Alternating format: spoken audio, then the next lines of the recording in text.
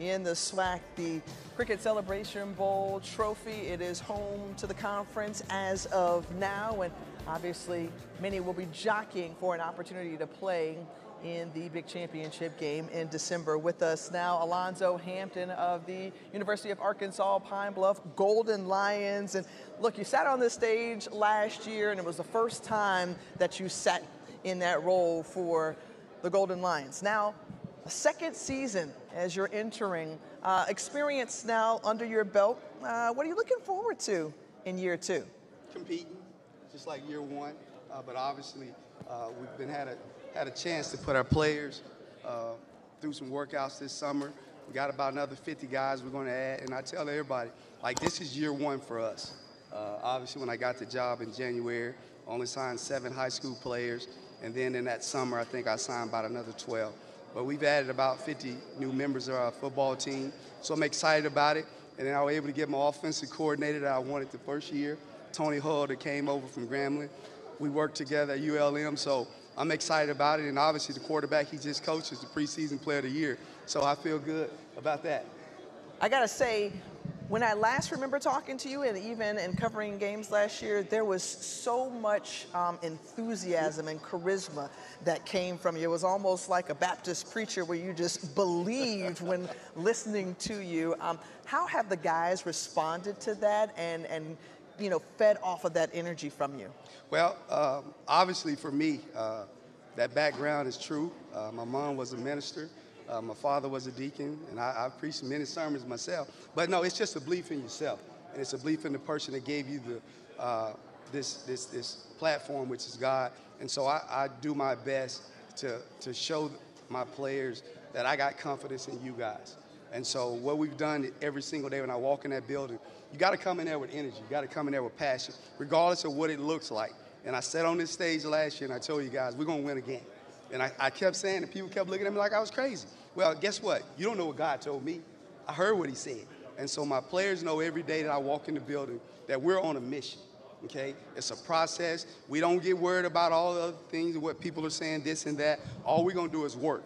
And we're going to put the work forward, and then we're going to let our work speak for itself. And that's where the faith comes in at. So every single day, man, we just go in that building and we put out all the fires that need to be put out, and we get excited about what's going on, and we're ready to get this season started. Now, last year at this media day, I mean, you were like brand spanking new. Like, we had just taken the wrap off of you. You were shinier than this trophy was. Now off a 2-9 campaign, you still got that shine? Absolutely, and I'll say this to everybody. So I went back and watched every game, and I had our coaches do it. We were in every single game for 3 quarters. And so I'm not disappointed in the outcome, but we needed that to grow. And so coming off a 2-9 season, obviously we were bad on offense. We were horrible. And so defensively, we were able to stay in the game for 3 quarters. I know defensive football, okay? I know how to make the offense snap the ball again. So we're going to have a chance to win every game. So now I was able to get me an offensive coordinator that kind of think like I think, that's going to be aggressive. So we're going to be able to move the football, okay? I'm a special teams guy. Well, guess what? In the spring, all I did is stay in the offense. I didn't even do any defense. I didn't do any special teams. So I've learned the offense. So I want to be a head coach that know every phase of this game to be able to help my offensive coordinator. When he sees something that he may miss something, hey, man, did you see that? I saw that. So that's what I've done as a head coach is, man, I've basically kind of locked myself in the closet, learned the offense. I already know defense. I feel really good about special teams. Okay. So I became an all-around coach. And now I've added about 50 pieces. So that's why I'm smiling. And if you see me shining just a little bit more, that's what it is. I'm going to ask you to do this. I'm going to ask you to look into that camera right over there because we've got 5 new coaches in the SWAC this year. After going through it a season ago, what advice would you give to those 5 newcomers where you were a season ago? All I can tell you is don't worry about sleep because you won't get very much sleep. And obviously, don't listen to the outside noise. Just remember what God said to you and just keep driving. All right. You're excited about this new offensive coordinator, right? Yes. And it'll get a chance to, that Golden Lions offense will get a chance to be on display as we take a look at the schedule. They'll have an opportunity to make some noise at the start of the season against Arkansas, and then Arkansas Baptist, Tennessee State obviously coming up, and that rounds out August and September. You got some big games here in Arkansas. Now you get a whole lot of home pride. If you can beat Central, you can beat Arkansas, you can beat Arkansas Baptist, y'all will be state champs. Hey, you know what I told our players? Listen, man, we're going to be in the comfort of our own bed for 4 games. And so obviously, and let's be honest, like 50 guys that we're bringing in, half of them hadn't even been on campus yet. They don't get on until July the 28th. And so once we get there, we got 30 days before we play University of Arkansas, and we're excited about it. Our players are excited about it. I said, but what we're doing is we're going to build our program that first 4 games of the season.